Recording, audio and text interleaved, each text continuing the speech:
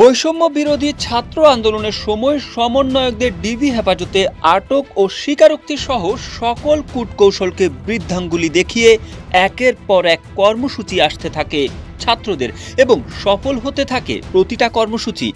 তখন অনেকেই চিন্তা করছিল ৬ সমন্বয়কের পেছনেও কি তাহলে কেউ আছে যে কিনা পুরো বিষয়টিকে নিয়ন্ত্রণ করছে। বিষয়টি হয়তো আজ করতে পেরেছিলেন তৎকালীন শেখ হাসিনা সরকারও, আর তাই তো সে সময় তারা হন্য হয়ে খুঁজেছিলেন এক ইন্টেলেকচুয়াল তরুণকে। গত ২ আগস্ট একটি গণমাধ্যমকে প্রভাবশালী গোয়েন্দা সংস্থার নির্ভরযোগ্য সূত্র জানিয়েছিল, কোটা সংস্কার আন্দোলনের শুরু থেকেই পেছন থেকে একজন ইন্টেলেকচুয়াল তরুণ গভীরভাবে আন্দোলনে যুক্ত বলে তাদের অনুসন্ধানে বেরিয়ে এসেছে। সম্প্রতি অন্তর্বর্তীকালীন সরকারের প্রধান উপদেষ্টা ডক্টর মোহাম্মদ ইউনূসের বিশেষ সহকারী হিসেবে নিয়োগ পেয়েছে মাহফুজ আলম। যমুনা রেফ্রিজারেটর, খাবার ফ্রেশ তো লাইফ জম্পেশ। এরপর থেকেই নানা মহলে তাকে নিয়ে কৌতূহল সৃষ্টি হয়েছে। কে এই মাহফুজ, কি তার পরিচয়, তার রাজনৈতিক দর্শনই বা কি? বলা হচ্ছে পর্দার পেছনে থাকা এই মাহফুজ আলমই বৈষম্য বিরোধী ছাত্র আন্দোলনের মাস্টার মাইন্ড। ছাত্র জনতার আন্দোলন চলাকালে সেভাবে আলোচনায় না থাকলেও হঠাৎ করে প্রধান উপদেষ্টার বিশেষ সহকারী হয়ে যাওয়ায় তাকে নিয়ে সবার মনে প্রশ্ন ঘুরপাক খাচ্ছে। মাহফুজ আলম প্রথম আলোচনায় আসেন শেখ হাসিনা প্রধানমন্ত্রীর পদ ত্যাগ করে দেশ ছাড়ার কিছুদিন পর আন্তর্জাতিক গণমাধ্যম রয়টার্সকে বৈষম্য বিরোধী ছাত্র আন্দোলনের প্রতিনিধি হয়ে একটি বিশেষ সাক্ষাৎকার দেন তিনি।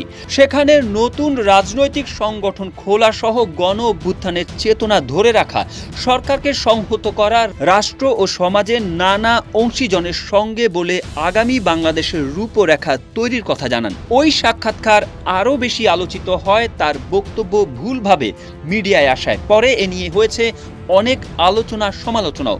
বলা হচ্ছে আড়ালে থেকেই বৈষম্য বিরোধী ছাত্র আন্দোলনকে বেগবান করে গেছেন মাহফুজ আলম। অনেকে তাকে ২৪-এর এই আন্দোলনের মাস্টার মাইন্ড এবং সমন্বয়কদের সমন্বয়ক বলেও অভিহিত করেন। ঢাকা বিশ্ববিদ্যালয়ের ক্রিমিনোলজি বিভাগের সাবেক ছাত্র রবিউল রাফি জানান, জুলাই বিপ্লবের শুরু থেকেই বৈষম্য বিরোধী ছাত্র আন্দোলন এক নতুন ধরনের আন্দোলন কাঠামো তৈরি করতে করতে এগিয়েছে, যার সঙ্গে বাংলাদেশের রাজনৈতিক অঙ্গন কখনোই পরিচিত ছিল না। সাধারণত যে কোনো আন্দোলন আহ্বায়ক কমিটি দ্বারা পরিচালিত হলেও এইবারের আন্দোলন বাংলাদেশের রাজনৈতিক ডিকশনারিতে যোগ করেছে নতুন শব্দ সমন্বয়ক। এরপরে একের পর এক যোগ করেছে আরও নতুন নতুন টার্মিনোলজি।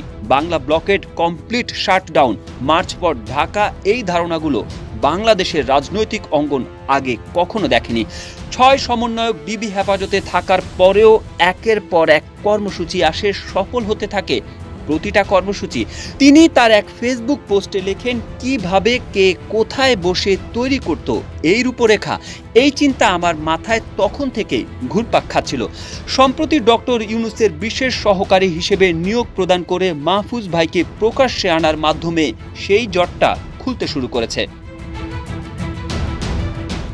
গত ২৮ আগস্ট বুধবার জনপ্রশাসন মন্ত্রণালয় এক প্রজ্ঞাপন জারি করে মাহফুজের নিয়োগের বিষয়টি জানায়।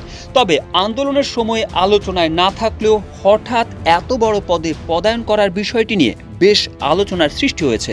মাহফুজ আলমকে কেন্দ্র করে বেশ সরব সামাজিক যোগাযোগ মাধ্যম, বিভিন্ন ফেসবুক পোস্টে আন্দোলনের মাস্টার মাইন্ড হিসেবে তার নামই উঠে আসছে। কেউ বা বলছেন সমন্বয়কদের সমন্বয়ক, আবার কারো মতে সমন্বয়কদের তাত্ত্বিক গুরু তিনি।